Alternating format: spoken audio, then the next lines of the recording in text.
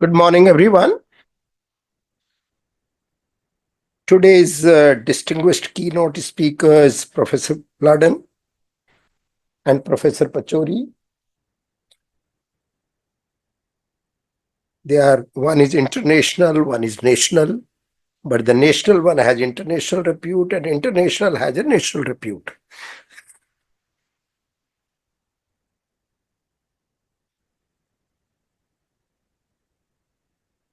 Our invited esteemed speakers, Dr. Amelia Taylor from Malawi, Professor Anand Nair from Vietnam, of course, our senior management team, Professor G.R. Sinha, Director Administration.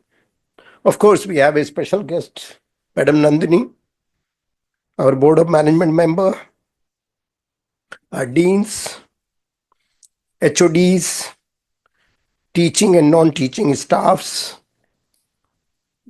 The most important people is the researchers, scholars, and experts.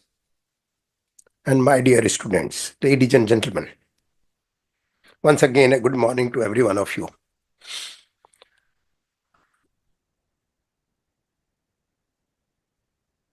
I've been wondering as to what this international conference is all about. And I do feel that it's my privilege to be here with the August gathering today morning on first international conference of the topic of this international conference is what is very, very important. Interdisciplinary horizons. We too have three schools here, School of Technology, School of Science, and School of Management. It says integrating AI in science, management, and technology. I hope we do not see these as separate silos. And that's the real problem. And Indian bureaucracy is famous for it, to create silos. I keep saying that. Everyone says as a part of management that we should break silos. Something very impossible. I use the term, don't break them, puncture them. Do it quietly without anyone knowing that they have been punctured. And that is what this attempt is all about. Here we have jointly organized by School of Technology, School of Science, and School of Management. I think the conveners are from all the three schools, or you have missed out conveniently one schools. That is what is important. And I hope the target group is students. And they are also from all the three schools. That is what, it's a subject which everyone is talking about, artificial intelligence, and now one more word has been added, which I heard from Elon Musk saying artificial superintelligence. I don't know, because super is the word to be used by people who matter. So I'm indeed very happy to know that today's August gathering comprises experts, researchers, scholars from 8 countries and 12 Indian states who have come together to share their knowledge, expertise, and insights here. A total of, as said by others, as a total of 136 papers were submitted, addressing some of the most cutting-edge topics in AI. After a rigorous peer review process, only the top 30 papers were selected for final publication with Springer, reflecting the highest standards of academic excellence. Of course, these are the words which are, I'm not an authority on this. I do believe what Dr. Sinha has said, what everyone has said, that this is an outstanding performance in terms of the international conference. So let us give a clap to them. I perhaps will share one thing. Once I had gone to Nepal when I was Director General of Gujarat Institute of Disaster Management to attend a conference that was also a sort of international conference.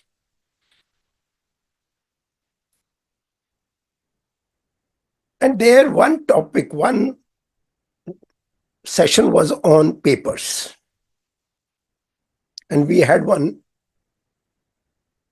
Indian working in Singapore National University, and he was talking about the fate of papers, what are written by the scientists and others. He said many surveys have been carried out about these papers, and on an average, if you calculate as to how many people are reading those papers, is in single digit. And he said 7 or 8. So maybe some papers will be read by about maybe 3-digit people, maybe some 2-digit people, and large number of papers are not read by anyone. That's why the average number is coming just in single digit 7 to 8. And I think this is in line with what Dr. Sinha said, that you are looking for audience when you organize such kind of conferences. I too believe in that. I must have attended a large number of conferences, but our conferences are of different types. They are mostly on policies, on inter-country arrangements, like we had some working group on IT. Long back, I was a part of it. So there is an element of compulsion to attend such kind of conferences. In this, everyone is free whether to attend or not. But I'm very happy to see that our auditorium is full. Bright young faces. And that was my desire when I had a review about 3 to 4 weeks ago. So I would like to compliment the organizing team that they valued my suggestions. And today we are able to see quite a few, and particularly the way it is. I always say that event management is to be done by future leaders. And who are future leaders? These are the ones. We are good for nanny and other things.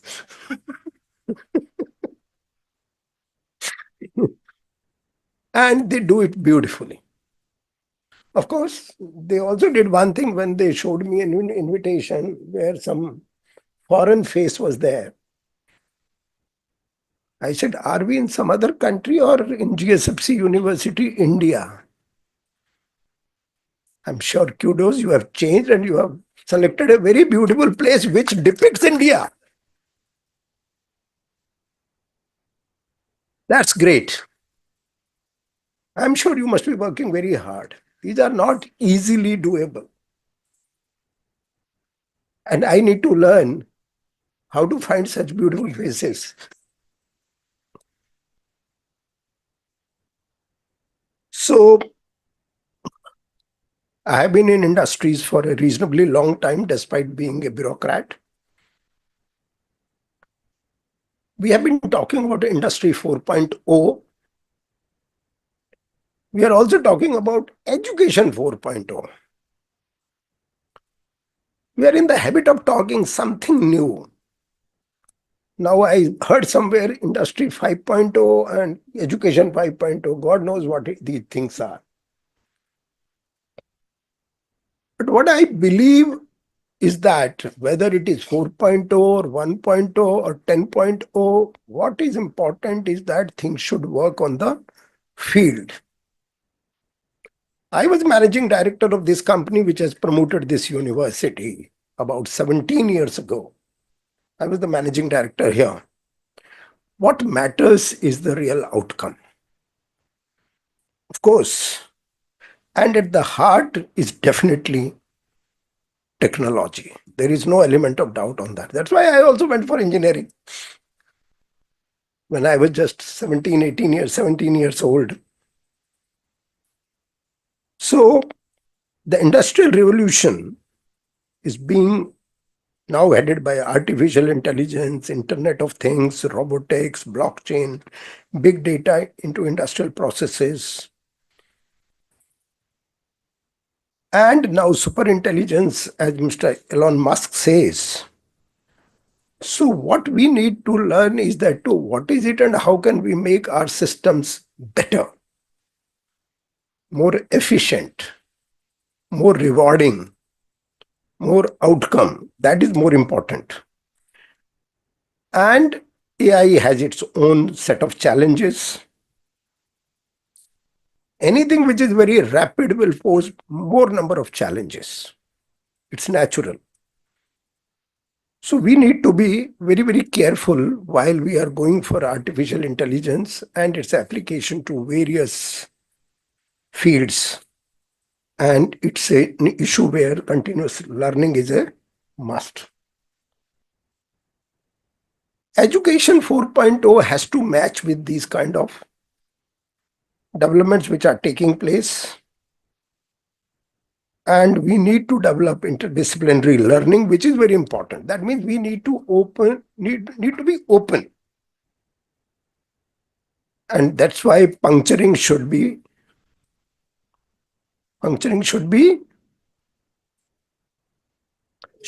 part of a curriculum. Because we are an education university. How to puncture others? Can we have that? Why not? It has only, but puncture it in a manner so that you also learn and the other also learn. Artificial intelligence can also be used for very, very bad purposes, which is being done. But artificial intelligence also has its own uses, wonderful uses. That's where the real issue is, that are we doing an ethical thing or unethical thing? If we encourage puncturing for ethical purposes, it's acceptable. If we do it for unethical purposes, then it is not acceptable. I think we need to have certain things as a value system in our university, and we should be talking about this. That let's have ethical puncturing, let us have ethical this thing. And these things should be part of day-to-day education.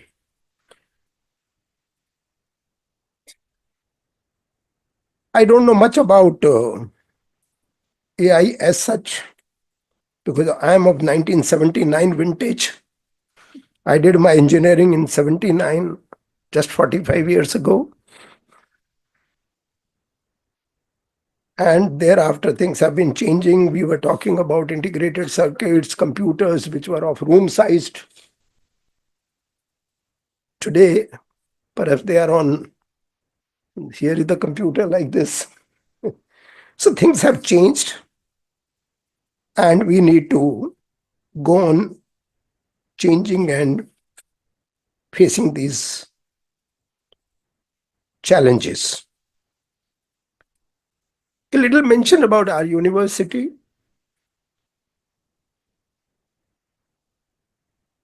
It's a different model. So far, experiences have been good. We had our 10th foundation day this year, because we started in the year 2015. I keep, my mathematics is not good. Was it 9th foundation day or 10th foundation day? 10th. How do you calculate? Depends. Even your birthdays, your own birthday or your children's birthday, you keep calculating. So it was 10th birthday, means double digit. No longer toddler. And that's why we have started talking about internationalization. For about 9 years, we just were trying to stabilize ourselves. I think we have come to a stage where we are meeting all the requirements of the national education policy. We are perhaps the go-to university in Baroda region.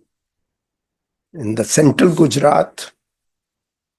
Just to give an idea that our command area, if I can say so, maybe the total area may be about as much as about 25 million people. I don't know what is the population of Serbia. About 7 million. So my So so my command area is 25 million.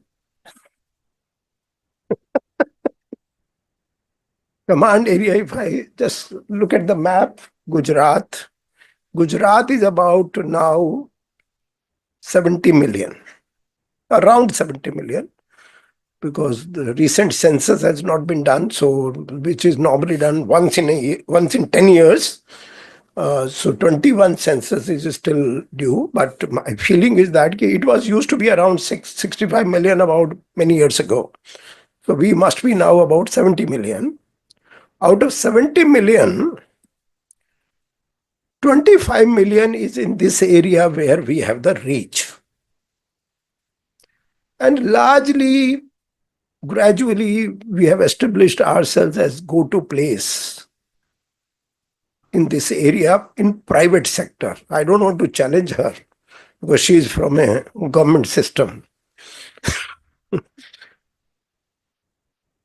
We do have students coming from all the way from other parts of the state like South Gujarat, also from West. We do have. But we are different in way that we not only talk about it, it's an industry academia alliance which we have forged. We do not give any semester break. It may be shocking to many people, but things do not improve unless you give shocks. This is my feeling. So what do we do during those semester breaks? Anyone and everyone, whether one is from a school of technology, school of science, or school of management, they all have to do internship. And their movements are monitored, tracked and monitored through an app. How many of you are unhappy with that? Or you are happy that you have somebody like your parents looking after you? Am I right? We are the only university in the whole country, perhaps in the whole world, which does not give semester break. And the only reason is that we want to make them future ready and industry ready or organization ready. These are the semester breaks when they go to the industries, organization, and get a flavor as to what the life is going to be all about once they graduate from here and take up various projects. And many of them are smart enough to get into a knot with the company during these internships. Am I right? See the smile on their face. And it also acts as a filtering system. How? Indirectly. We make it very clear that there will not be any semester break. So the students and the parents have to be very sure that their children are going to be without any semester break, and in the process, sincere and committed students will get admission. Others will go to other places. Right or wrong? So right at the admission stage, this acts as a filter.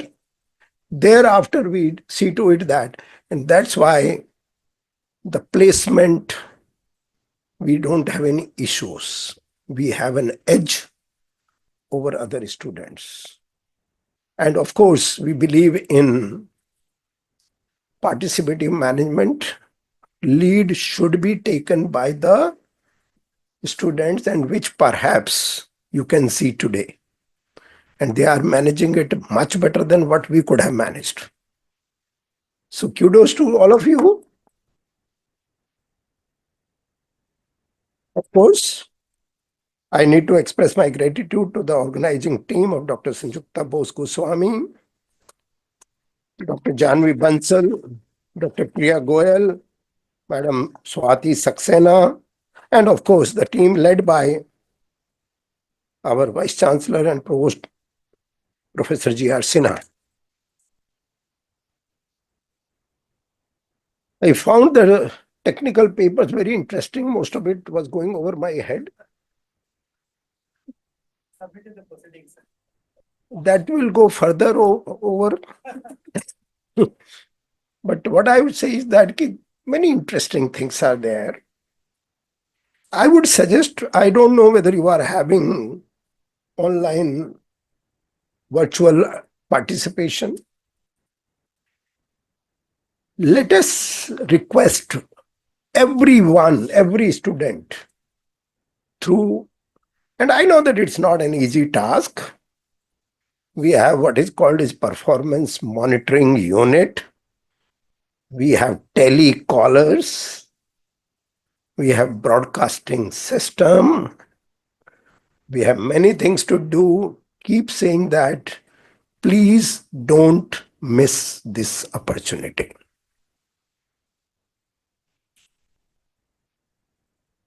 Suppose tomorrow I organize this conference at some hill station, many will come forward saying that I want to go. Right or wrong? If I say all the more reason if I'm going to Serbia. But when it is at home, people don't participate. That's unfortunate. And let us do our job. As a president, I'm making a request to our students that please attend virtually. Of course, this auditorium cannot have more than 150, but then we can have arrangements for that. They should go through, scan through the timetable or his program schedule for the next 2 days. There are many interesting topics, and perhaps it's worth doing it that we keep repeating for the next 2 days. Attend kiya, nahi kiya, kyun nahi kar rahe hain, ye nahi hai, something like that. Maybe we may have 2,800 students. Maybe 20% of them attend. So 20% itself will be how many? 600. So the benefit should go of this conference to them. We are for them. We are not for ourselves. Simple. In Japan, the one who pays is called the employer. So who is the employer here?